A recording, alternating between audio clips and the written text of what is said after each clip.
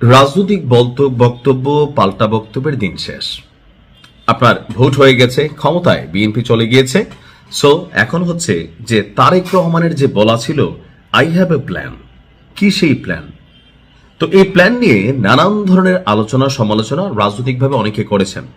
But আজকে যখন আমরা দেখলাম যে নির্বাচন পরবর্তী যেই সংবাদ সম্মেলন হলো, সেই সংবাদ সম্মেলনে তিনি যে বক্তব্য দিয়েছেন, বিশ্বাস করেন যদি এই জায়গায় বিএনপির ইথোলজি অথবা আইডিওলজি সারা বাংলাদেশের নেতাকর্মীরা মাইনা চলে, তাহলে বিএনপি এই 5 বছর না, এর পরের 5 বছরও ক্ষমতায় থাকবে। কিন্তু প্রশ্ন হচ্ছে, দলের শীর্ষ পর্যায় থেকে যে সকল বার্তা পাঠানো হয়, একদম লোকাল গ্রাম পর্যায়ের অথবা দেশে বিদেশে ছড়িয়ে থাকা যে কর্মীরা, তারা কি সেটা ফোকাস করছে? আসুন দেখি জনাব তারেক রহমান কি বক্তব্য দিয়েছেন, আর এতে কেনই বা আওয়ামী লীগের জামাতের নেতাকর্মীদের খুশি হওয়ার কথা। তবে সবচেয়ে বেশি আওয়ামী লীগের যারা সাপোর্টার আছেন তারা খুশি হয়েছেন। জাতীয় সংসদ নির্বাচন পরবর্তী পরিস্থিতিতে দেশে যে শান্তি শৃঙ্খলার ডিস্টারবেন্স আছে, সেটাকে বজায় রাখার উপর সর্বোচ্চ গুরুত্ব আরোপ করেছেন আপনার জনাব তারেক রহমান। তিনি বলছেন যে কোনো মূল্যে আইন শৃঙ্খলা স্বাভাবিক রাখতে হবে এবং এই অংশটা খুবই গুরুত্বপূর্ণ। কোনো ধরনের সহিংসতা, প্রতিশোধ বা উস্কানিমূলক কর্মকাণ্ড বরদাস্ত করা হবে না। অর্থাৎ ক্ষমতায় পাওয়ার পরে এখন যেহেতু যারা বিএনপি নির্বাচিত হয়েছেন, এমপি হয়েছেন, তো তাদের যারা নেতাকর্মী অনেকে আওয়ামী লীগের দ্বারা লাঞ্ছিত হয়েছেন, মিথ্যা মামলার শিকার হয়েছেন, নানান ধরনের ডিস্টারবেন্স হয়েছেন, অনেকের বিরুদ্ধে ব্যবস্থা নেওয়া হয়ে গেছে।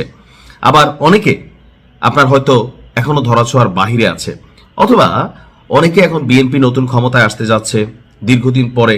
তো স্বাভাবিকভাবে এলাকায় আধিপত্য বা প্রাধান্য বিস্তারকে কেন্দ্র করে প্রতিশোধমূলক কর্মকাণ্ড হিসাবে যে হ্যাঁ আওয়ামী লীগ আমাদের সাথে এটা করছে, আমরাও এটা করবো, সে আমার দিকে চোখ তুলে তাকাইলো কেন, সে একটা কথা বললো কেন।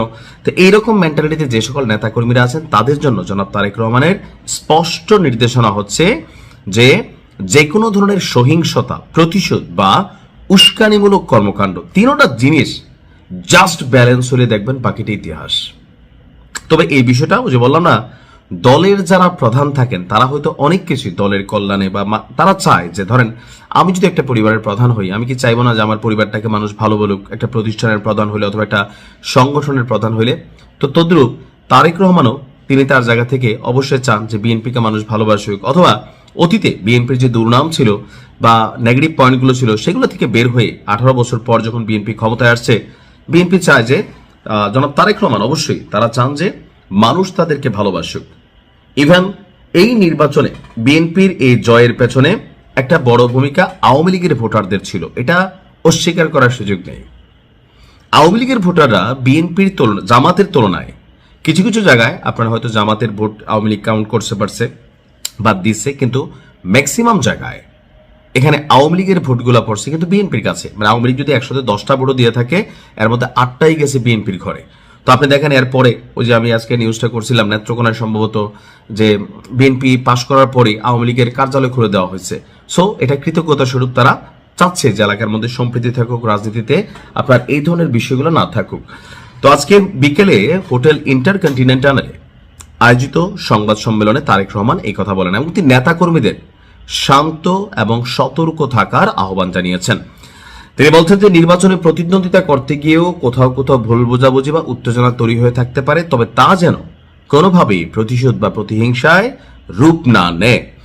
যে কোনো মূল্যে শান্তি শৃঙ্খলা বজায় রাখতে হবে, কোনো রকমের অন্যায় কিংবা বেআইনি কর্মকাণ্ড বরদাস্ত করা হবে না। যাক, কথা তো আমরা সবসময় সুন্দরে দেখি। আর আইনি শাসন প্রতিষ্ঠায় সরকারি দল কিংবা বিরোধী দল, অন্য মত কিংবা ভিন্ন মত, প্রতিটি বাংলাদেশী নাগরিকের জন্য আইন সমান, আইন প্রয়োগ হবে বিধিবদ্ধ নিয়মে। কথা সবই সুন্দর, আশা করি এই সুন্দর কথাগুলো বাস্তবায়ন হবে। যদি বাস্তবায়ন হয়, মানুষ বিএনপিকে আবারও ক্ষমতায় আনবে। আর যদি বাস্তবায়ন না হয়, তাহলে বাংলাদেশের ইতিহাস যা বলে বিভিন্ন সময় অনেক ধরনের দুর্ঘটনা ঘটবে। ভালো থাকুন, আসসালামু আলাইকুম।